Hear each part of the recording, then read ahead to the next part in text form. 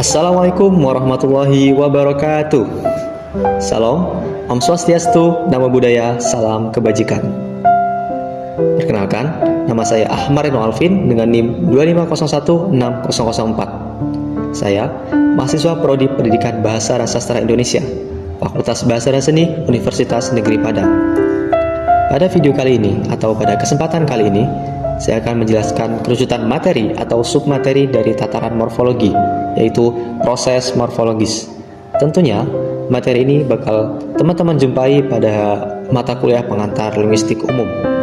Pada semester ini, mata kuliah ini diampu oleh dosen kami yaitu Dr. Ida Hasnul Ulya, SPD MPD. Oke, tanpa berlama-lama lagi, kita langsung saja masuk ke sesi penjelasan. Pertama, apa itu proses morfologis? Proses morfologis adalah proses pembentukan kata dari satuan terkecil bahasa atau morfem, sehingga menghasilkan bentuk kata baru, baik melalui penambahan, pengulangan, penggabungan, maupun perubahan bentuk. Jadi teman-teman, perlu diketahui bahwa sebelum terbentuknya kata, masih ada satuan bahasa terkecil yang kita sebut dengan morfem.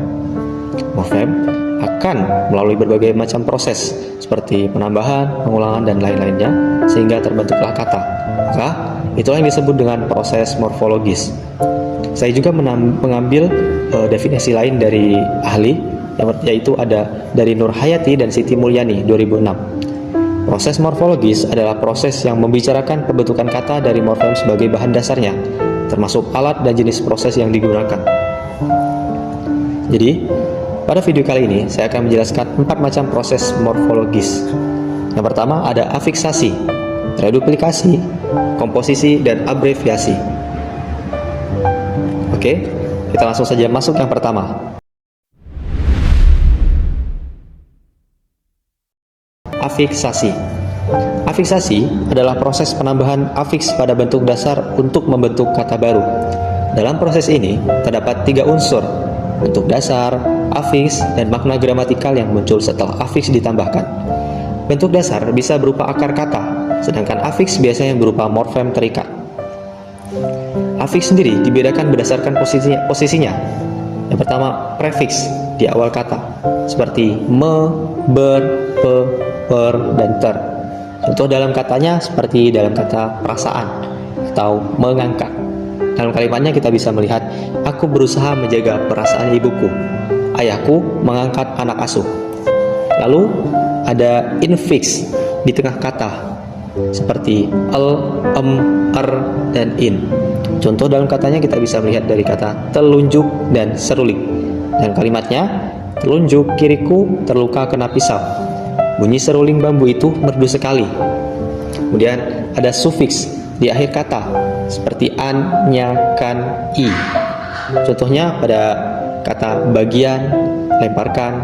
Dalam kalimatnya kita bisa melihat pada bagian kalimat terakhir ada yang salah. Kemudian tolong lemparkan koran itu ke sini.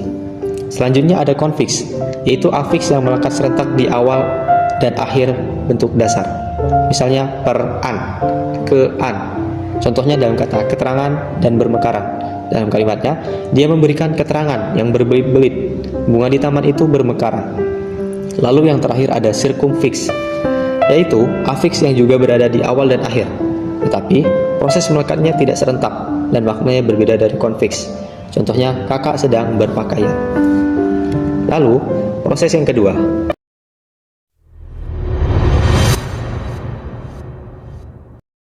Reduplikasi.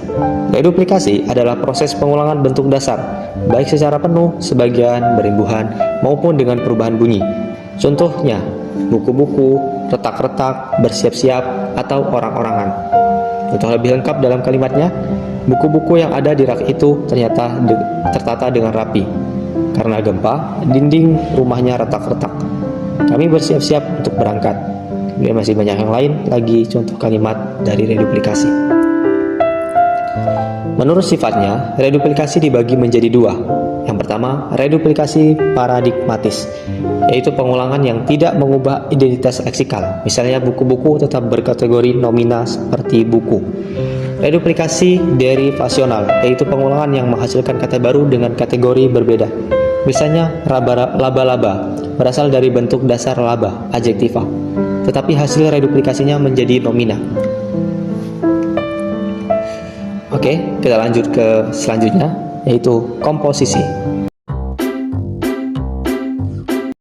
Komposisi adalah proses penggabungan dua morfem dasar, baik yang bebas maupun terikat, sehingga membentuk kata majemuk dengan makna baru. Kata majemuk memiliki ciri-ciri, unsur-unsurnya membentuk satu kesatuan, tidak dapat dipertukarkan dan unsur-unsurnya berupa pokok kata. Contoh kata majemuk: meja tulis, kursi goyang, daya juang, bola mata. Contoh dalam kalimatnya, di ruangan itu hanya ada sebuah meja tulis yang sudah reot. Kursi goyang itu sangat berkesan bagiku. Daya juang generasi muda saat ini tidak seperti dulu, kata ayah. Bola mata gadis kecil itu memancarkan kesedihan. Jadi teman-teman, ada salah satu fakta menarik mengenai komposisi, bahwasanya proses komposisi sangat produktif dalam bahasa Indonesia dan sering menimbulkan perbedaan pendapat karena berkaitan dengan batasan kata majemuk, aneksi, dan frasa. Oke, kita masuk ke proses morfologis terakhir, yaitu abreviasi. Abreviasi adalah proses pemendekan bentuk bahasa dengan menanggalkan sebagian leksep tetapi tetap mempertahankan makna aslinya.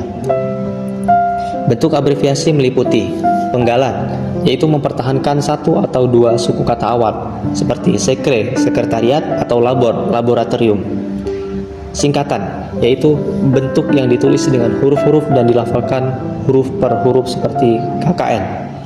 Akronim, yaitu gabungan huruf atau suku kata yang dilafalkan sebagai kata seperti ABRI, balita, rapim. Oke, itulah penjelasan mengenai 4 proses morfologis. Jadi kita masuk pada sesi kesimpulan. Jadi kesimpulannya, proses morfologis adalah pembentukan kata melalui penggabungan morfem yang menghasilkan bentuk dan makna baru. Dalam bahasa Indonesia, proses ini mencakup afiksasi, reduplikasi, komposisi, dan abreviasi. Afiksasi menambahkan afiks pada bentuk dasar untuk membentuk kata baru. Reduplikasi mengulang bentuk dasar dengan berbagai pola.